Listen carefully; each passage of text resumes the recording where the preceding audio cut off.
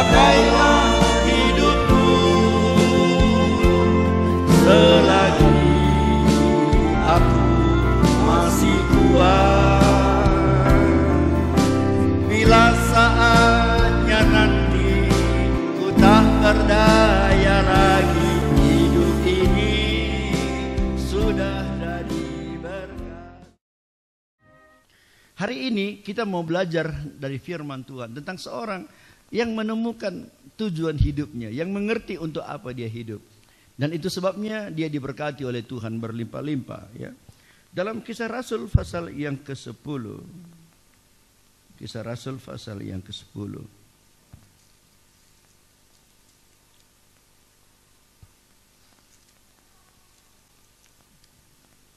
Ayat 1 sampai 4. Ya.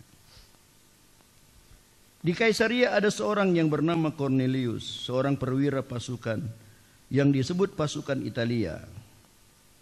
Ia saleh. Ia serta seisi rumahnya takut akan Allah. Dan ia memberi banyak sedekah kepada umat Yahudi dan senantiasa berdoa kepada Allah. Dalam suatu penglihatan, kira-kira jam 3 petang, jelas tampak kepadanya seorang malaikat Allah masuk ke rumahnya dan berkata kepadanya, "Cornelius." Ia menatap malaikat itu dan dengan takut ia berkata, "Ada apa Tuhan?" Jawab malaikat itu, "Semua doamu dan sedekahmu telah naik ke hadirat Allah dan Allah mengingat engkau." Ini orang yang diberkati oleh Tuhan. Dia orang yang khusus di hadapan Tuhan. Biarpun sebenarnya dia bukan orang Israel. Pada masa yang lalu kalau bukan Israel itu dianggap orang kafir. Bukan bangsa Tuhan, bukan milik Tuhan. Tapi ternyata orang seperti Cornelius itu bisa mendapat perhatian khusus dari Tuhan. Sampai malaikat Tuhan dikirim menemui dia. Dan pada waktu yang sama, kalau saudara membaca ayat-ayat seterusnya, kalau saudara baca Kisah Rasul 10 itu judulnya aja apa? Petrus dan Cornelius. Pada waktu yang sama, Tuhan juga memberi penglihatan kepada Petrus di Yope. Dengan tujuan supaya nanti Petrus akan meninggalkan Yope, pergi ke Kaisaria, menemui Cornelius. Pada waktu itu sulit sekali bagi Petrus bisa pergi kepada bangsa kafir. Pasti dia akan diserang oleh orang yang lain. Kenapa kau pergi kepada bangsa kafir? Tapi Tuhan sampai memberi penglihatan pada dia. Apa penglihatannya? Ada turun kain, yang di dalam kain itu banyak binatang-binatang yang haram. Tuhan bilang, makanlah. Petrus bilang, jangan, nggak boleh, ini haram Tuhan. Tapi Tuhan bilang, enggak, aku bilang makan. Sesudah beberapa kali Petrus ini sadar, akhirnya apa yang dimaksudkan oleh Tuhan. Karena tidak berapa lama kemudian ada orang datang minta Petrus bertemu dengan Cornelius. Cornelius orang yang orang kafir, bukan bangsa Tuhan. Baru mengerti Petrus, rupanya Tuhan mau dia pergi kepada Cornelius. Biarpun dia bukan orang Israel. Maksud saya apa saudaraku? Dari ayat itu kita belajar bahwa Cornelius ini memang sangat penting di hadapan Tuhan.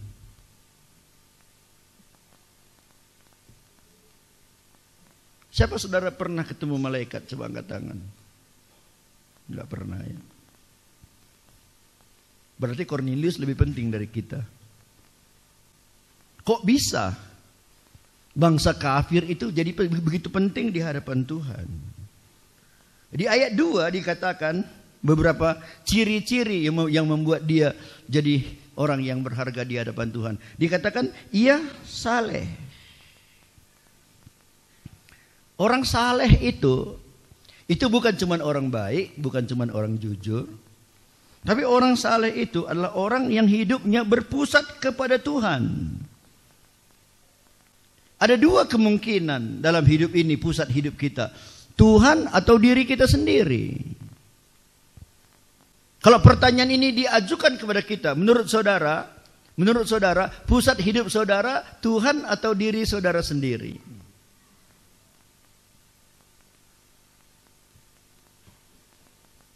Coba tanya sebelahnya, yuk. Kai pusat geluhundu. Tuhan tah dirindu sendiri. Apa katanya? Hah? Kalau saudara bingung gini, pusat hidup kita berarti itulah yang selalu kita pikirkan. Waktu kita memikirkan paling banyak untuk dia, hidup kita paling banyak untuk dia, gitu. Nah, kira-kira mana pusat hidup saudara? Sendiri-sendiri atau Tuhan? Kurang kuat.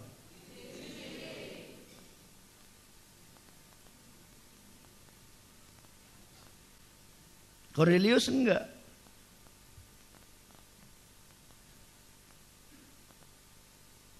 Kalau hidup kita berpusat pada Tuhan, artinya pikiran kita paling banyak memikirkan Tuhan. Waktu kita paling banyak melayani Tuhan. Tidak berarti harus jadi pendeta. Ya kami enggak pendeta, manalah sempat waktu kami lebih banyak pada Tuhan. Tapi bukankah firman Tuhan berkata, apapun yang kau kerjakan, kerjakanlah dengan sungguh-sungguh seperti kepada Tuhan.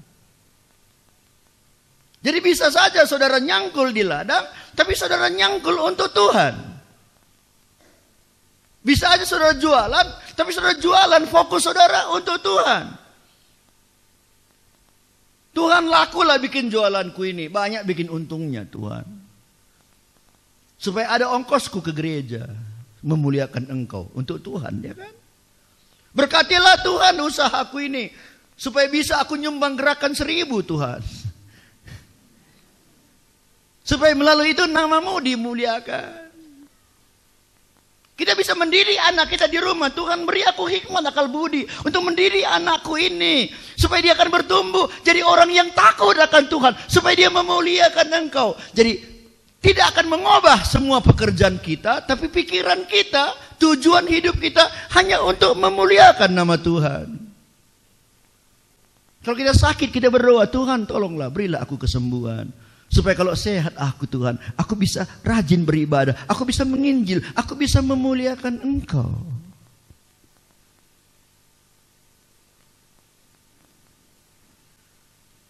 Indalang.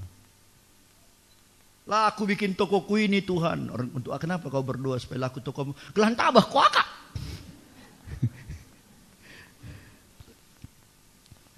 Ujung-ujungnya dirinya gitu. Fokus hidupnya dirinya.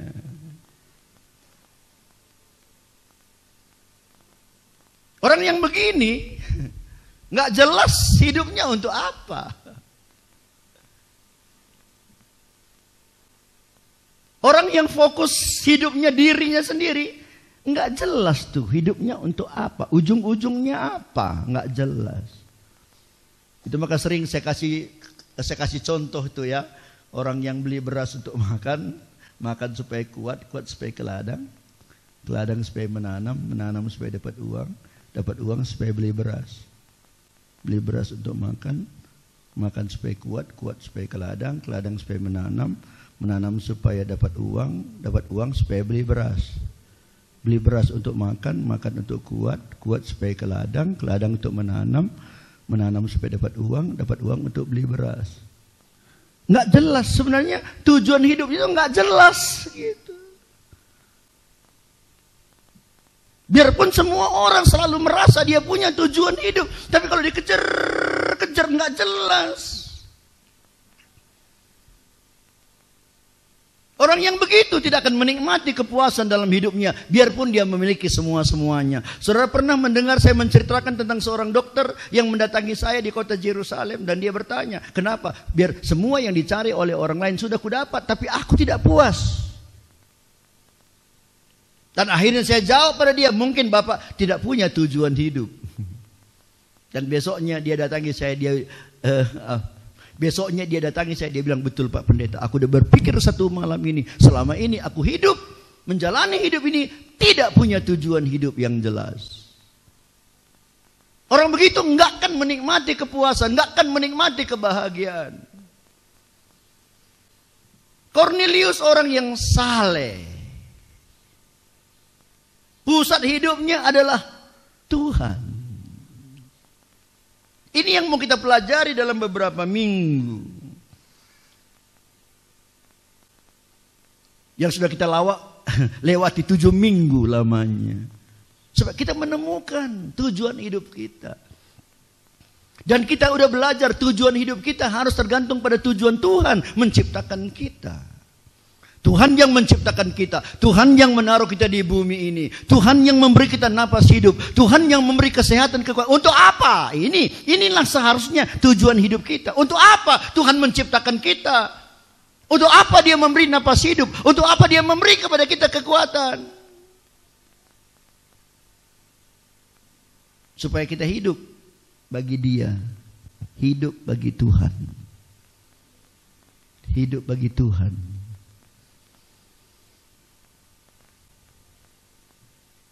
Bilang pada sebelahnya, tujuan Tuhan supaya kau hidup bagi Tuhan.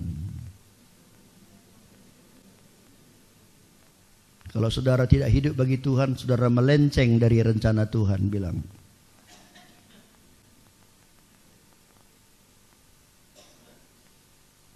Pernah lihat orang memanah? Ada di sana lingkaran, ya, lingkaran tujuan. Kalau kena lingkaran berarti sampai tujuan. Tapi kalau lari dari lingkaran berarti tidak sampai di tujuan. Perkataan dosa dalam perjanjian lama dalam bahasa Ibrani ditulis gata. Gata itu artinya tidak kena sasaran. Gimana seorang pemanah waktu dia panahkan anak panahnya melenceng, senang nggak dia nggak? Senang apa dia? Tidak senang. Dia senang kalau anak panah yang dia lemparkan kena sasaran. Amin. Bisa lebih baik. Amin. Kita bagaikan anak panah yang dipanah oleh Tuhan. Tujuan Tuhan supaya hidup kita seperti anak panah yang sampai ke tujuan. Apa itu? Fokus kita adalah Tuhan. Tujuan hidup kita adalah Tuhan. Karena Dia yang menciptakan kita, itu maksud Tuhan. Dan kalau tujuan hidup kita bukan memuliakan Tuhan, kita sama seperti anak panah yang melenceng jauh dari tujuan.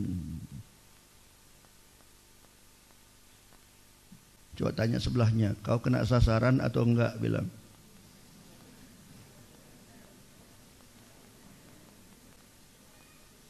Apa katanya? Kainina.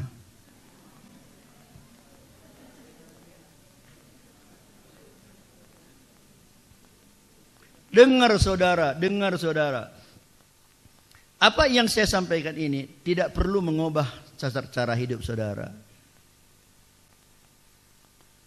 Saudara boleh teruskan aja hidup saudara yang selama saudara kerja, ke ladang, berusaha, jadi pegawai, buka toko. Terus aja semua. Cuman perlu tambah aja sedikit lagi, disambung sedikit.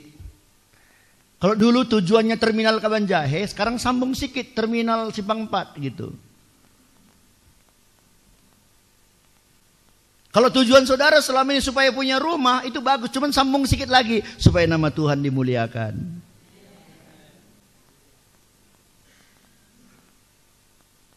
Kalau selama ini saudara pengen punya mobil, nggak usah obah, cuman sambung sedikit lagi supaya kemana-mana mobilku ini bisa dipakai untuk kemuliaan Tuhan. Kalau saudara jualan apa di pajak, nggak usah berubah, nggak usah. Kalau gitu nggak usah lagi aku jualan. Pagi-pagi hanya firman Tuhan yang kurenungkan firman-Mu siang dan malam. Nggak perlu, terus aja jalan, tapi sambung sedikit. Kalau dulu tujuanmu jualan hanya supaya dapat keuntungan. Sekarang engkau mau mendapat keuntungan supaya melalui itu nama Tuhan bisa dimuliakan. Jadi itu sama sekali nggak merubah hidup kita. Kalau selama ini saudara merasa sudah berjalan dalam jalan yang benar, udah jalannya aja, cuman sambung lagi sedikit lagi tujuan hidup kita. Bahwa tujuan hidup kita semuanya dipakai untuk hormat kemuliaan nama Tuhan. Bukan diri kita fokusnya, tapi Tuhan fokusnya. Amin. Yang kedua, Cornelius itu ia takut akan Allah. dia takut akan Tuhan. Saudara takut hantu? Tuhan sama hantu kan dekat. Coba bilang Tuhan, Tuhan, Tuhan, Tuhan, Tuhan, Tuhan, Tuhan, Tuhan, Tuhan, Tuhan, Tuhan, Tuhan, Tuhan. Gimana ya, Tuhan atau hantu itu? Banyak orang takut hantu tapi nggak takut sama Tuhan.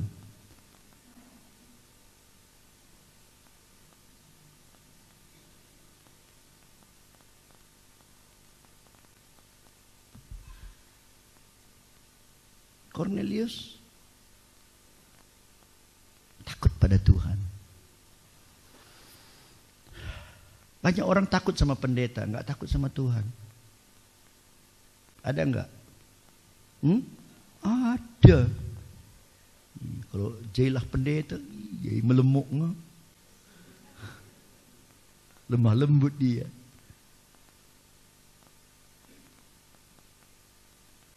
Kalau nggak ke situ pendeta, muncul aslinya. Berkelahi di rumah, bang, bung, bang, bung, bang, bung, bang, bung. Kurang ajar kau. Pulangkan aku ke rumah mamaku. Pulang sendiri. Bang, bang, bang, bang, bang. Datang pendeta.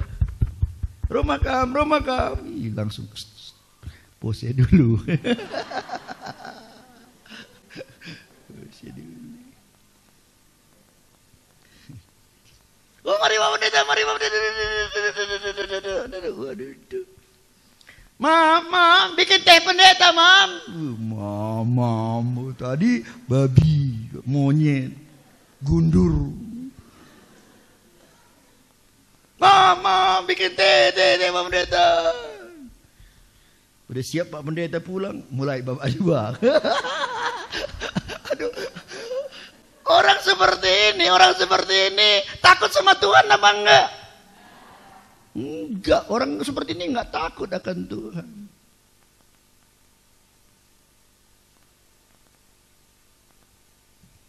Kalau di pekan sana saudara lagi bertengkar sama orang, gara-gara 10.000 umpamanya, entah kekurangan, entah kurang atau lebih 10.000 bertengkar sama orang lain, mendadak pendeta datang, kira-kira kamu masih terus bertengkar? Langsung saudara berhenti bertengkar, datang pendeta.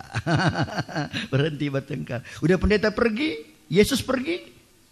Enggak, saudara bertengkar lagi kembali. Berarti kita lebih takut kepada manusia daripada kepada Tuhan. Dan jangan lupa, kita bisa berpura-pura di hadapan orang. Di hadapan orang kita bisa pakai topeng. Biarpun itu capek, ya, pakai topeng itu kan capek. Tapi kita bisa sembunyi di hadapan orang. Tapi kita nggak bisa bersembunyi di hadapan Tuhan. Itu maka firman Tuhan katakan takutlah akan Tuhan.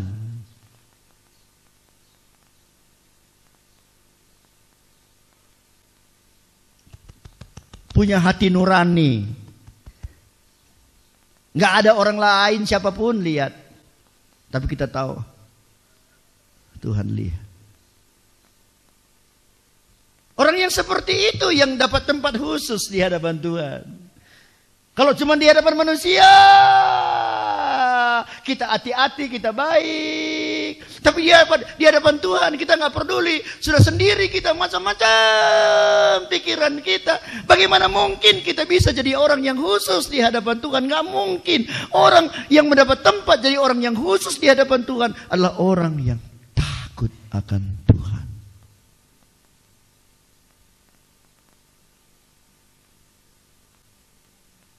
Kenapa Yusuf tidak mau tergoda, biarpun dia digoda oleh istri Potifar? Hanya satu alasannya. Karena dia takut kepada Tuhan. Kenapa Daniel terus berdoa, biarpun dilarang oleh raja? Biarpun berdoa itu bisa memutuskan lehernya. Karena dia takut akan Tuhan.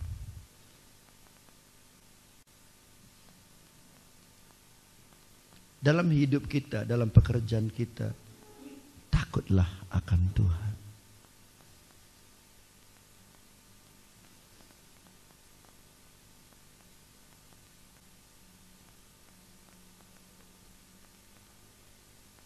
Kalau bawa mobil sewa, sini ada supir-supir mobil sewa. Kalau ada orang berhenti, kita di pinggir jalan kita stop. Kawan jai, bibi kawan jai. Long teh.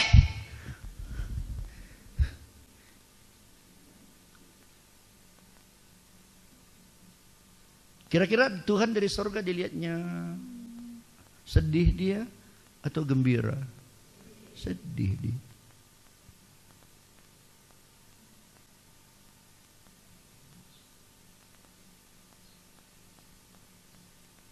Jualan kita, lang sepokokna.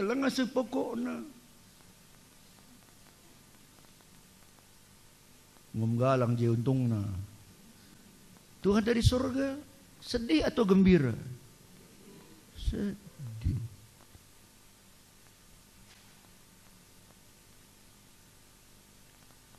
Kalau kita buka satu usaha yang umpamanya pak tertua lah, satu contoh pak tertua. Kita buka pak tertua. Tiap malam, lisoy, minum matu aki, lisoy. Kita bilang akan dia yang minum, aku cuma jualan. Itu kan urusanku, pokoknya aku dapat uang. Kira-kira Tuhan dari surga dilihatnya kita sedih apa gembira dia? Atau kira-kira anakku ini dia jualan tua, ku berkatilah supaya laku tiap hari banyak, aku bikin orang minum tua di kedainya. Gitu kira-kira Tuhan bilang.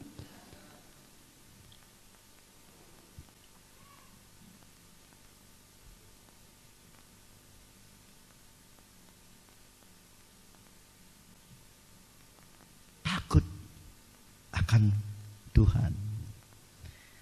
Dalam Amsal pasal yang ke-8 ayat yang ke-13, Amsal 8 ayat 13. Takut akan Tuhan ialah membenci kejahatan.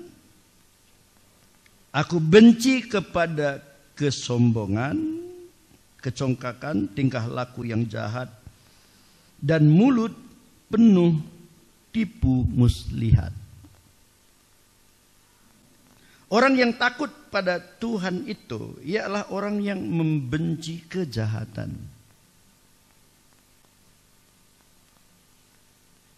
Jadi apa yang jahat tuh kita nggak suka lah. Pernah kan beli barang, lalu waktu dikembalikan uangnya lebih? Pernah? Gimana? Iya. Puji Tuhan, diberkati Tuhan. Nggak bilang? Atau puji Tuhan, bertas tambah di bata. Gitu kan bilang? Gimana? Apa yang saudara lakukan? Hah?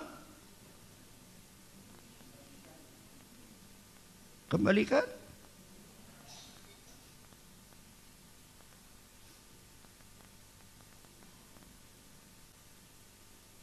Saya pernah ditelepon BCA Medan. Aku di Brastagi. Pak, kami minta tolong Pak. Kenapa? Kami salah masukkan uang. Uang orang kami masukkan ke rekening Bapak, katanya. Bisa nggak Bapak tolong, Bapak datang ke Medan? Supaya Bapak tarik dulu uang itu, lalu masukkan lagi ke rekening yang bersangkutan. Saya kan bisa bilang aku nggak mau.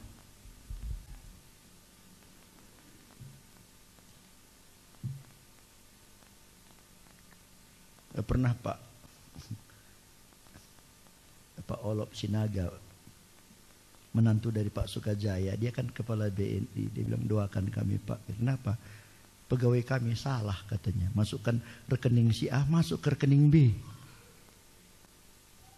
Waktu kami datangi si B, tolonglah Pak dikembalikan, nggak mau dia. Itu salah kalian, bukan urusanku. Kalau udah di rekeningku itu hakku katanya. Dan bank nggak bisa bikin apa-apa sampai hari ini, nggak bisa, tetap menjadi milik orang itu. Kasihan pegawainya, dia yang harus bayar nutup itu.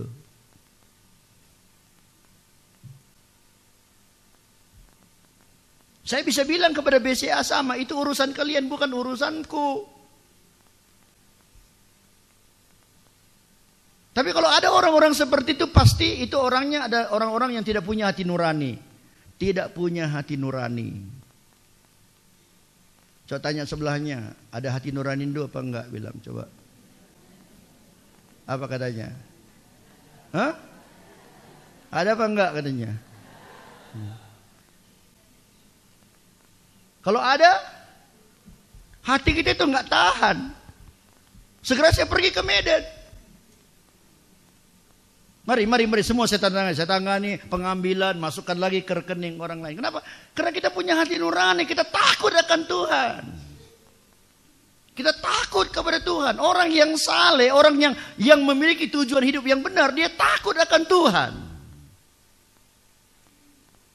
Bukan takut pada manusia.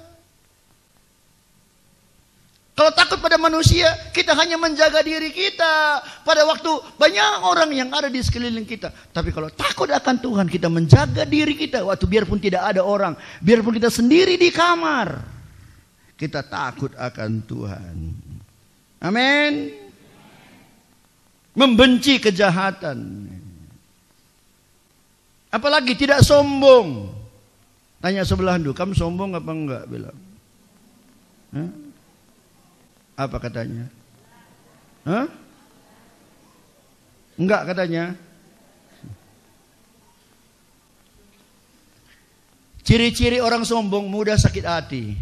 Tanya sebelahnya, kamu udah sakit hati apa enggak? Bilang. Hah? Gimana katanya? Hah?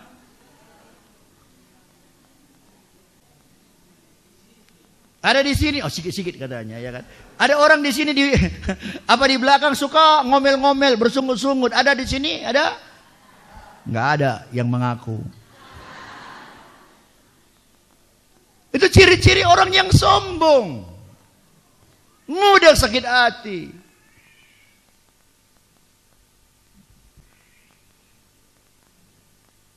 Orang yang saleh itu tidak sombong. Mejin kalau kau nih kalau kayak payo.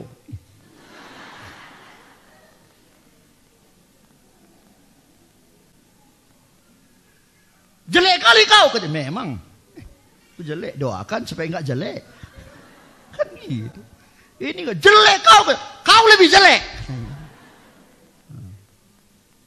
Yang ketawa itu merasa dia itu.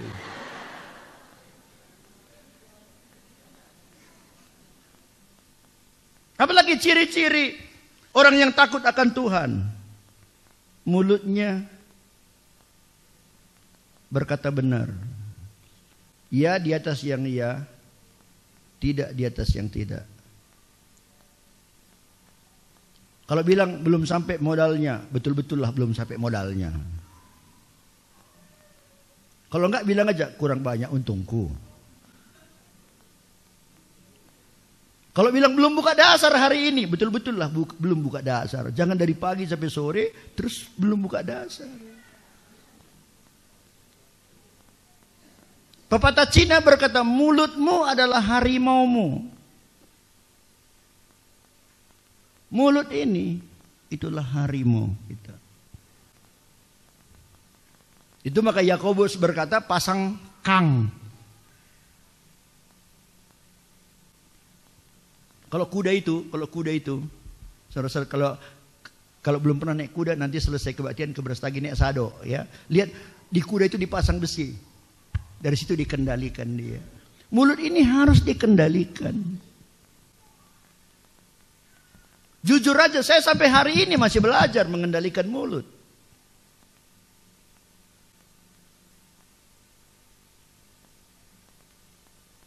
Sering mulut ini bersungut-sungut, ngomel, marah.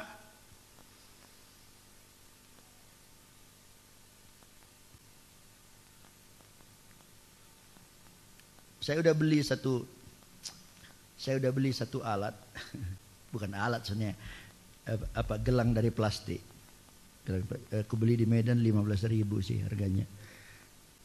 Aku mau mengajar tentang jangan ngomel, jangan bersungut-sungut, jangan marah-marah, jangan bicara negatif. Nanti kita belajar itu satu hari. Tapi sebelum itu diajarkan, aku mau belajar dulu. Jadi udah siap nanti aku belajar baru ku ajarkan gitu. Supaya jangan aku seperti kena raun Kabanjahe. Medan. Katanya orang lain udah sampai Medan, dia masih di Kabanjahe.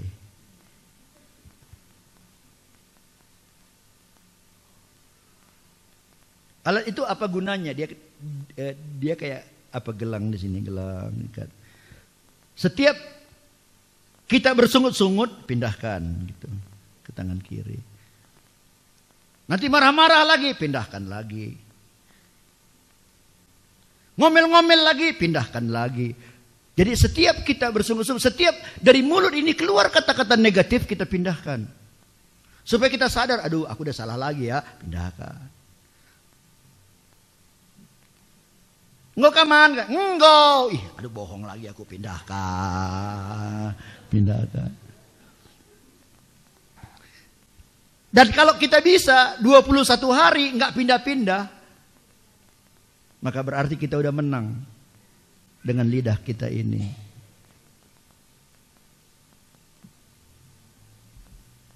Tapi sebelum pelajaran itu saudara bisa praktek-praktek nggak apa-apa. Ambil aja karet kan. Ikat di sini. Tiap keluar ngomong negatif pindahkan. Tiap ngomong negatif pindahkan. Kalau 21 hari saudara udah berhasil nggak pindah-pindah, maka saudara sudah menang. Orang yang takut akan Tuhan dia menjaga bibir mulutnya.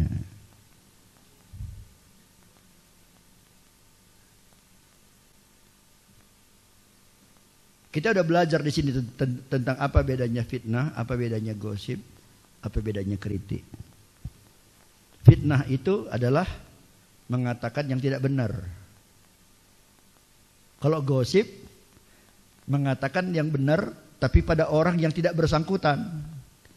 Si Anuah bagai, si Anuah bagai. Benar memang, tapi kita ceritakan pada orang yang lain. Kalau kritik itu kita langsung sama orangnya. Pak Pendeta, aku ada kritik sama Bapak. Apa? Oh, ini gini. Bagaimana respon kita? Kita bilang, terima kasih Pak. Ada lagi tambahnya. Karena kritik itu sehat. Amin. Bisa naik sedikit. Amin. Kunci G. Amin.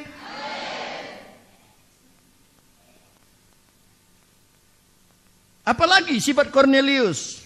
Ia suka memberi. Wah.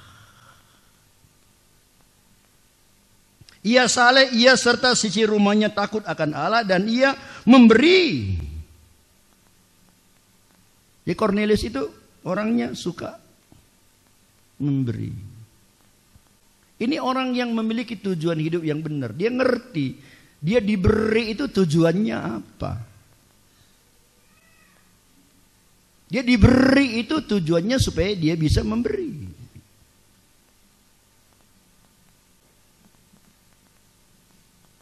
Kalau di dunia ini kan nggak gitu prinsipnya, ya.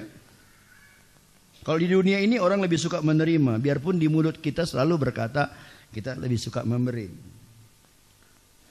Mana lebih berkat, memberi atau menerima? Betul? Betul. Saudara lebih suka mana? Jujur.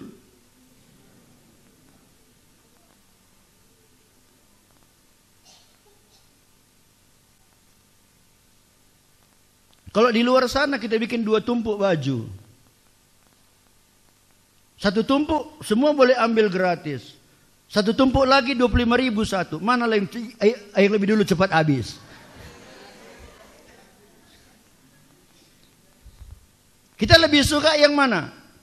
Menerima atau memberi? Menerima. Itu makanya kadang-kadang kita bukan jadi orang yang khusus di hati Tuhan. Kita hanya jadi orang yang umum di hadapan Tuhan. Orang yang umum macam mana? Kalau Tuhan tolonglah aku.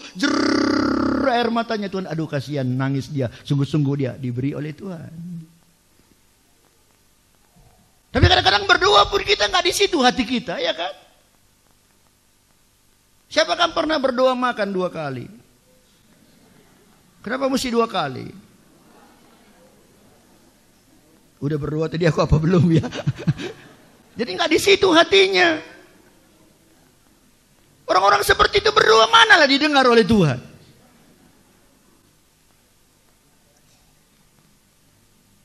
Kalau ada orang datang kepada saya minta bantuan, minta tolong, kalau dia ngomong, Pak gini-gini ya, gini-gini loh, dilihatnya lagi sana gini Pak ya, nggak dilihatnya pun aku, nggak serius dia, manalah aku dengar. Ngomong pun dia nggak serius. Tuhan juga gitu. Tapi sekarang yang Tuhan butuhkan bukan orang Kristen yang umum. Tuhan membutuhkan orang-orang seperti Kornelius yang hidupnya berguna bagi banyak orang, sampai dia membangun rumah ibadat orang Yahudi katanya. Hidupnya berdampak, berguna bagi banyak orang.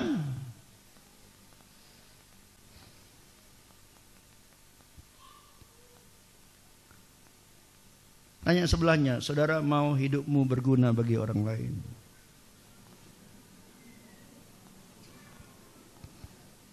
Kainina.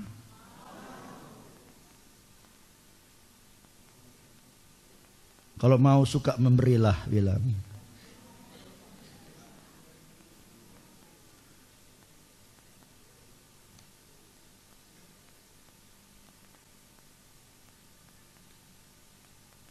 Salah satu tujuan waktu kita belajar apa PDL, salah satu tujuan Tuhan adalah kita makin hari rindu makin serupa dengan Kristus.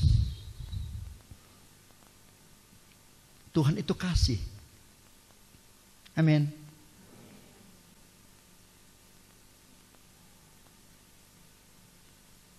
Yohanes 3:16, karena begitu besar kasih Allah pada isi dunia ini sehingga dia memberikan anaknya yang tunggal. Ciri-ciri kasih adalah orang yang suka memberi.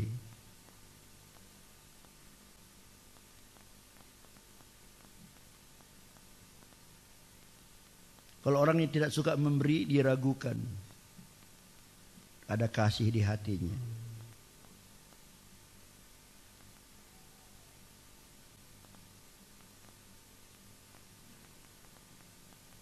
Kita di sini banyak program memberi ya. Iya kan? Siapa di antara kan kita ada persembahan pembangunan, terus ada lagi misi, ada lagi apa? Sosial. Ini nanti di depan sana ada apa pengumpulan dana untuk berkunjung ke LP nanti ya. Kita akan buat apa mungkin untuk Paskah di sana. Nanti hari ini di depan sana ada buku-buku yang saudara bisa beli untuk disumbangkan ke perpustakaan sekolah minggu. Kita ada gerakan 1000, ya kan, semuanya memberi. Aku mau tanya nih, keterbukaan adalah awal dari pemulihan. Amin. Keterbukaan adalah amin. Oke. Siapa di antara saudara pernah mendengar ada orang bersungut-sungut? Bukan saudara, tapi saudara dengar orang lain bersungut-sungut gitu. Coba angkat tangan, coba.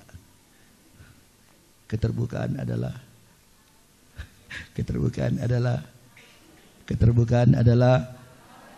siapa pernah di antara saudara mendengar? Enggak ada ya yang mengaku.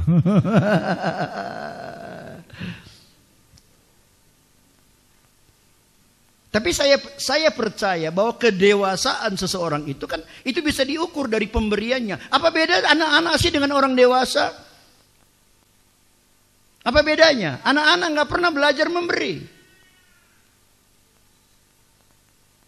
Dia selalu, Pak, entah sen. Dek, entah sen. Nggak pernah anak-anak bilang, Pak, ini jajanmu. Ma, ini jajanmu. Nggak pernah. Selalu hanya menerima. Orang yang saleh, yang akan mendapat perhatian yang khusus di mata Tuhan. Seperti Kornelius adalah orang yang suka memberi. Kalau yang nggak suka menerima, kalau yang nggak suka memberi, hanya suka menerima, Amsal berkata seperti lintah.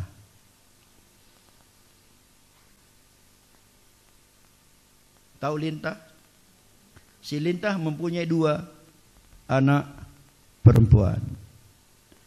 Yang pertama namanya untukku. Anak nomor 2 untukku. Untung cuma 2 anaknya. Kalau anaknya 3 untukku lagi. Kalau nomor 4 untukku lagi. Kalau nomor 5 untukku lagi. Dia hanya selalu jadikan dirinya jadi fokus hidupnya. Siapa sini pernah kena lintah? Angkat tangan. Gak ada. Wah, heran. Saudara orang kampung-kampung gak pernah kena lintah. Aku aja sering kena lintah. Dan setiap lintah datang dia cek katanya. Gak pernah dia bilang, aku mau memberi sesuatu padamu. Gak pernah. Dia selalu berkata, aku datang untuk mengisap. Kok ada yang bilang haleluya. Aku bingung kok ada haleluya. Nggak usah haleluya.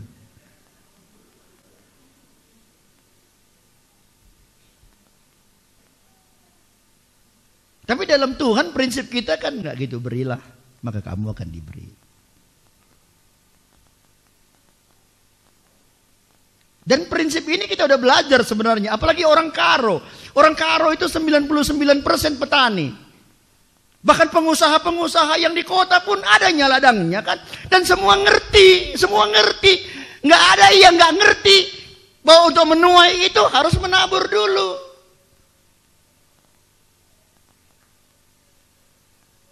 Ada di sini yang nggak mengerti tentang hukum tabur dan tuai. Semua kita ngerti. Mana ada petani rani lalap lah pernah nuan. Di rani lalap lah pernah nuan pasti pinangko. Kalau panen terus nggak pernah menabur pasti pencuri.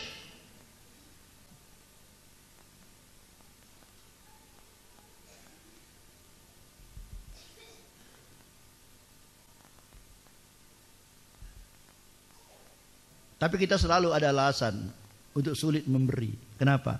Alasan kita belum cukup.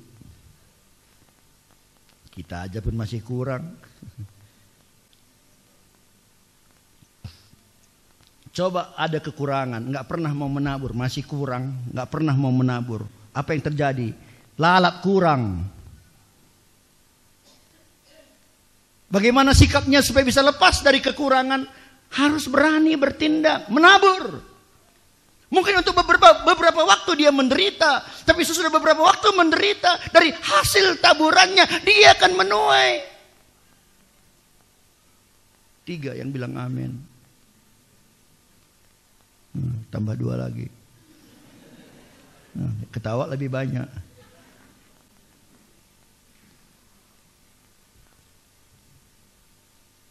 Satu waktu Yesus masuk ke bait Allah. Dan dia melihat orang memberikan persembahan. Ada orang-orang kaya ngasih banyak-banyak. Kalau sekarang ya 100.000, 50.000, 100.000, 50.000. Ada seorang ibu yang miskin. Dia memberi kalau sekarang ya, 500 rupiah atau 1.000 lah. Cari uang 500 pun susah ya kan. 1.000. Yesus bilang tuh, yang dibeli oleh orang miskin itu lebih banyak daripada orang kaya. Kasihan ya, Yesus nggak tahu harga uang ya. Ya, Yesus tahu harga uang. Kenapa dia bilang yang dikasih orang miskin itu lebih banyak dari yang orang kaya kasih? Orang kaya 100.000. Ibu-ibu cuma kasih 1.000, dia bilang 1.000 lebih banyak daripada yang 100.000.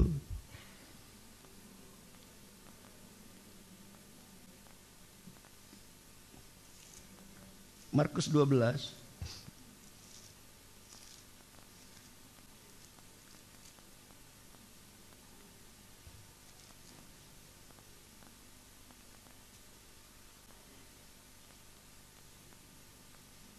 Ayat 44. Sebab mereka semua memberi dari kelimpahannya. Ini orang yang memberi kalau udah berlimpah, kalau udah cukup baru memberi gitu. Ya kalau ada lebihnya baru memberi. Tetapi janda ini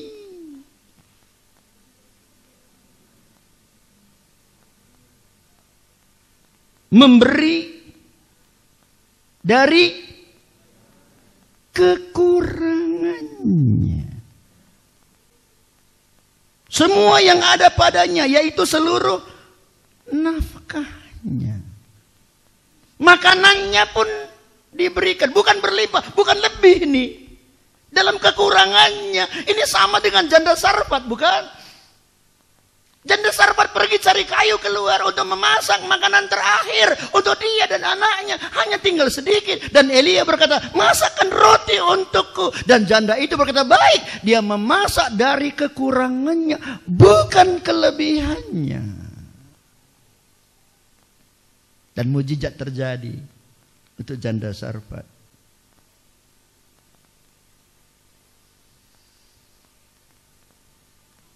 Saya nggak mau dengar lagi lah kalau ada orang bilang kita bilang nggak cukup. Kita pun belum cukup.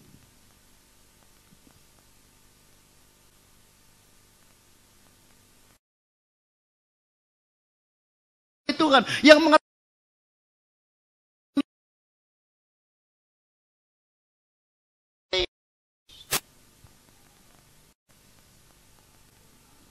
yang terakhir dia suka berdoa.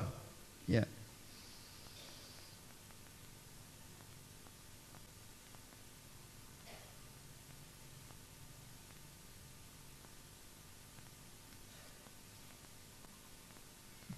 Saya kemarin dulu hari Kamis Jumat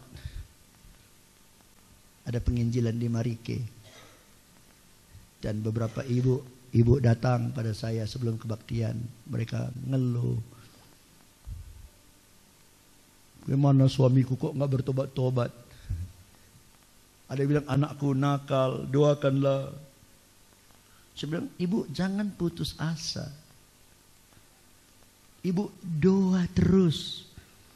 Di Alkitab, ibu ingat tentang seorang janda dan hakim yang jahat.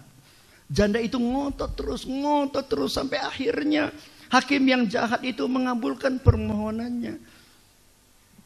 Dan Yesus berkata kalau hakim yang jahat aja pun akhirnya mengabulkan permohonan orang karena dia terus dia minta, apalagi Bapamu di sorga. Jangan putus asa.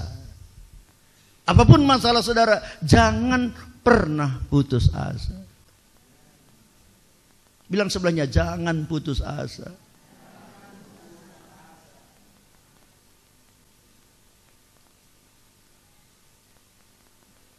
Kawan putus asa yang paling dekat ialah gantung diri.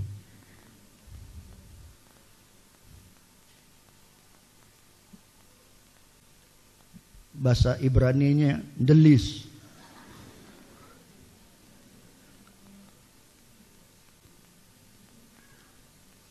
Jangan pernah putus asa. Amin. Di Alkitab dicatat satu hari malaikat menemui Zakaria. Bapaknya Yohanes Pembaptis. Dia udah tua. Zakaria ini udah tua. Istrinya Elisabeth pun udah tua. Ya kayak nenek-nenek inilah kira-kira tuanya. Malaikat datang menemui Zakaria waktu dia sedang melayani. Malaikat bilang, Tuhan telah mendengar doamu. Doa yang mana?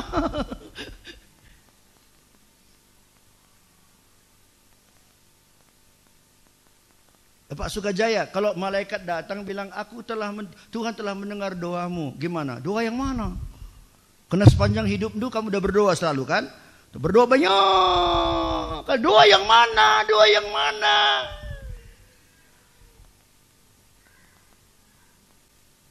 Tuhan bilang istrimu akan melahirkan. Hah?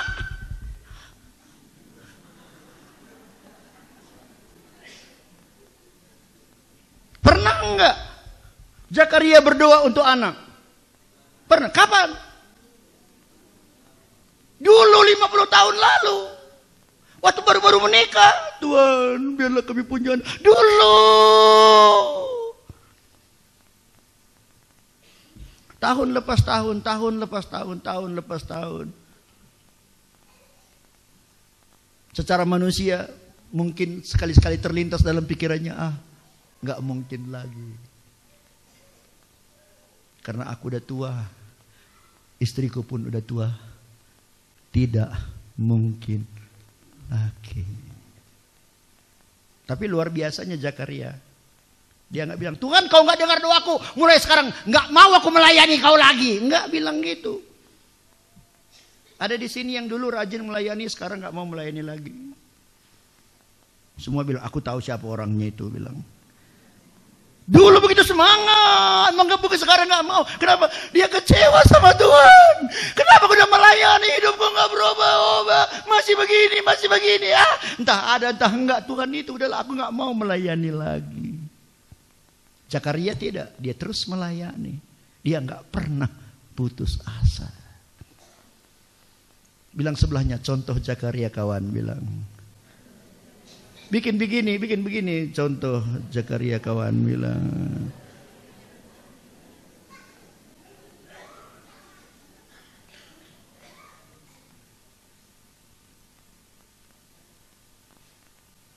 Waktu Zakaria sendiri udah lupa doanya.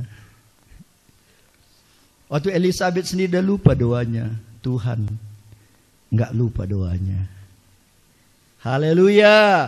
Aku nggak tahu, mungkin saudara berdoa beberapa tahun yang lalu tentang sesuatu dan saudara hampir putus asa, tidak ada harapan lagi. Dengar, kalau saudara jadi orang yang khusus di hati Tuhan, engkau jadi orang yang saleh, yang tujuan hidupmu, fokus hidupmu Allah Tuhan, engkau jadi orang yang takut akan Allah, engkau suka memberi dan engkau selalu suka berdoa, tidak putus asa. Dengar, pada waktunya Tuhan akan mengabulkan doamu. Tuhan tidak pernah terlambat.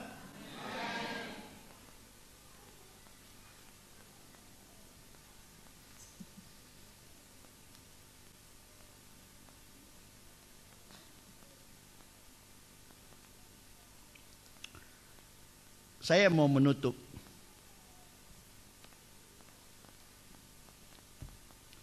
Empat 40 hari. Di mana setiap hari, meskipun 1 minggu ini kami masih menambah beberapa renungan sampai hari Sabtu. Tapi saya mau semua kita luruskan tujuan hidup kita.